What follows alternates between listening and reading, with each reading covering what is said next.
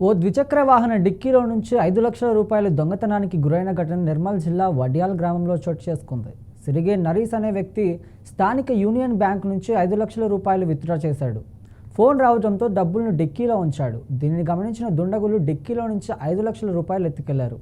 నరేష్ వెంటనే పోలీసులకు సమాచారం అందించాడు. సమాచారం అందుకున్న పోలీసులు ఘటనా స్థలానికి చేరుకొని సీసీ ఫుటేజ్ని పరిశీలించారు. బాధితుడు ఇచ్చిన ఫిర్యాదు మేరకు కేసు నమోదు చేసుకుని దర్యాప్తు చేస్తున్నట్లు పోలీసులు వెల్లడించారు. నిర్మల్ లోపల మల్లూరు హోటల్ బ్యాంకు లోపల 5 లక్షల రూపాయలు డ్రా చేయడం జరిగినది.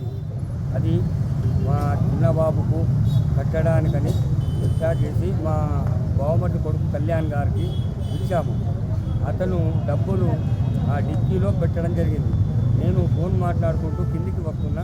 వచ్చిన తర్వాత మరియు పైసలు ఏమని బాబు అనేటలకు అతను ముంగడికి వచ్చి చూసేందుకు ఆ లోపు లేవు డబ్బులు.